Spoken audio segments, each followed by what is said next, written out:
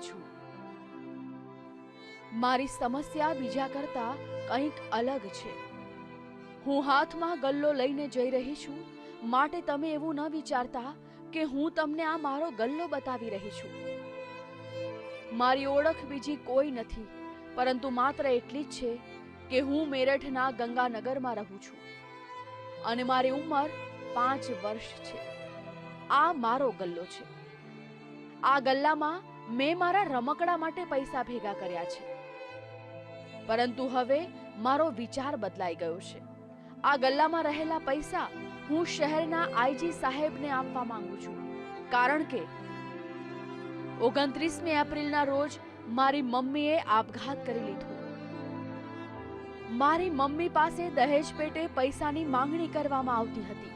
તેના પર ત્રાસ ગુજારવામાં આવતો હતો, માટે કંટાળીને તેણે આપઘાત કરી લીધો।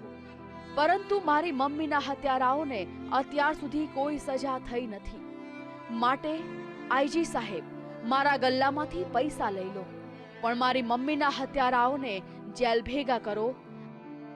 આ જ મારી માંગ છે, કારણ કે મારી મમ્મી મને બહુ પ્રેમ કરતી હતી અને આજે પણ હું મારી મમ્મીને મિસ કરું છું। મેં મારી મમ્મીને 13મી મેના દિવસે બહુ મિસ કરી, કારણ કે તે દિવસ મારા બધા મિત્રોએ તેની મમ્મીની સાથે મધર ડેની ઉજવણી કરી હતી।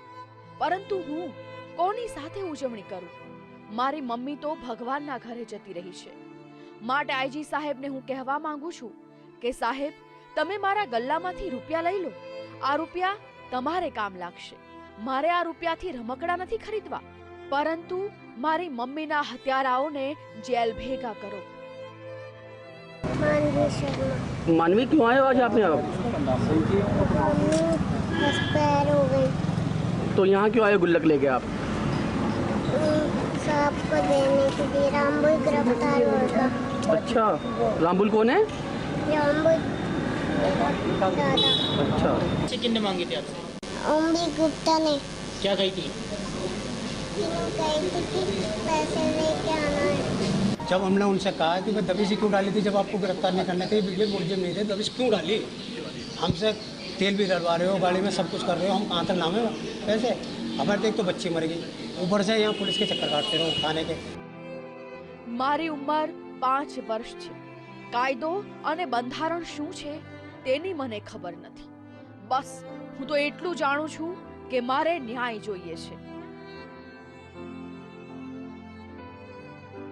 इसमें बात ये है कि पिछले 5 साल से हस्बैंड एंड वाइफ अलग रह रहे हैं और कोई सुसाइड नोट वगैरह वो लिख के नहीं गई थी। फिर भी पुलिस ने प्रथम दृष्टया मुकदमा लिखकर हस्बैंड को जेल भेज दिया है। बाकी जो आरोपियों के खिलाफ एविडेंस कलेक्शन चल रहा है। બધા લોકો એવું કહે છે કે હું જે સાહેબને રજૂઆત કરવા જઈ રહી છું તે બહુ મોટા સાહેબ છે। આ શહેરમાં બધા લોકોને આઈજી સાહેબ સજા કરે છે, તો આઈજી સાહેબને મારે એટલું જ કહેવું છે, સાહેબ, મારી મમ્મીને જે લોકોએ ત્રાસ આપ્યો તેને સજા કરો। બીજું, મારી મમ્મીને પણ આટલું કહેવું છે કે મમ્મી, તું ગયા બાદ હું ખૂબ જ દુઃખી થઈ ગઈ છું। મમ્મી વગર કોઈ વાર્તા કહેતું નથી। તારી જેમ મને નવડાવી, પાવડર લગાવી કોઈ તૈયાર કરતું નથી। મમ્મી, તે મને જન્મદિવસે જે ફ્રોક આપ્યું હતું તે ફ્રોક મેં તારા ગયા બાદ ક્યારેય પહેર્યું નથી, કારણ કે આ ફ્રોક પહેરું છું ત્યારે તું યાદ આવે છે।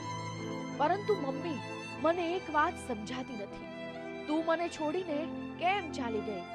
તે મારો પણ વિચાર ન કર્યો? Bureau report, VTV news.